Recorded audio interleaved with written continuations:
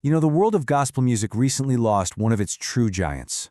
Richard Smallwood, a man whose music gave a voice to our deepest sorrows and our most profound joys, has passed away. So in this explainer, we're going to look back at the life of a true maestro and celebrate a legacy that honestly is going to echo for generations. To really, truly understand the impact Richard Smallwood had, you have to start with the music. His songs weren't just, well, songs. For so many people, they were actual lifelines. And one song in particular, it became this global anthem of faith and just pure endurance. And that song, of course, is Total Praise. So many of us have sung it, we've all been moved by it, but its real power, that comes from understanding where it was born.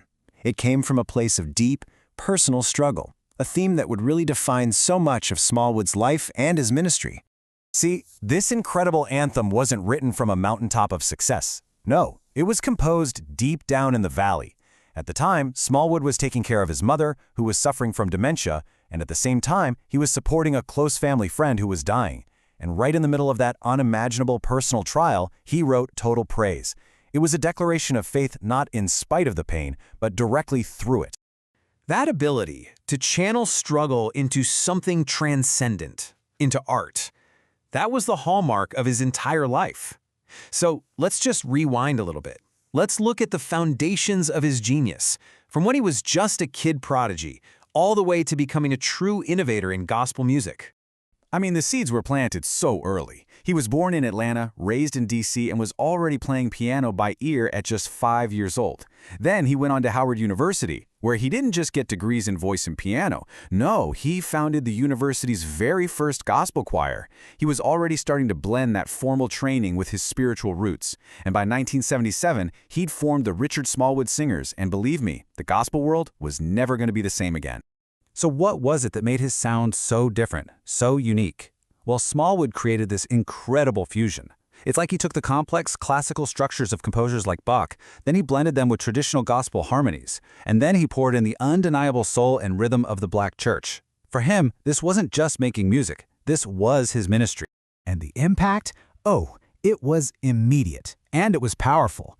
This number really says it all. 87 weeks. That's how long the debut album from the Richard Smallwood Singers stayed on the Billboard gospel charts.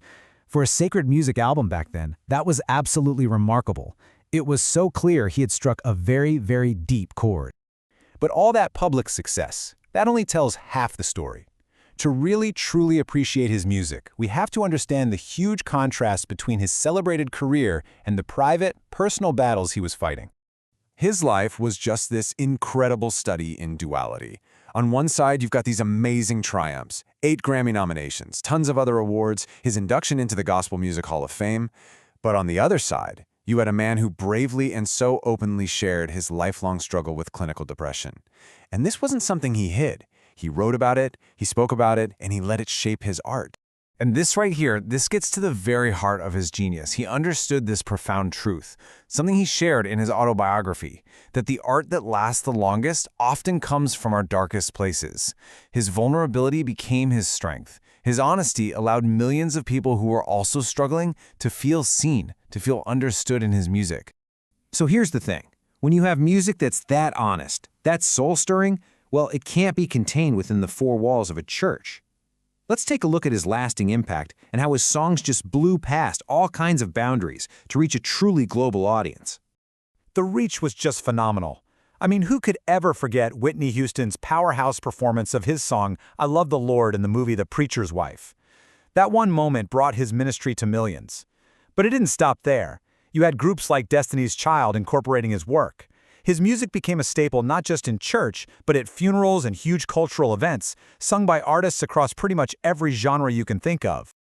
Ultimately, his true legacy isn't really the awards or the record sales. It's the sound of his melodies echoing everywhere, from the biggest concert halls to the smallest, most intimate family gatherings. His music became a universal soundtrack for the human experience.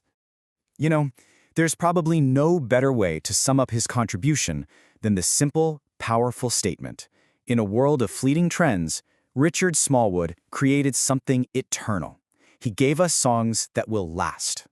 And so while the man himself is gone, his voice, his ministry, and his praise, they're never truly going to fade. The gift he left behind ensures that his music will continue to lift us up, to comfort us, and to inspire us. A life's work, truly complete. As we close, it kind of leaves us with a question to reflect on. Richard Smallwood turned his struggles into a lifeline for other people. So it's worth asking ourselves, right? What music does that for you? What's the soundtrack that carries you through?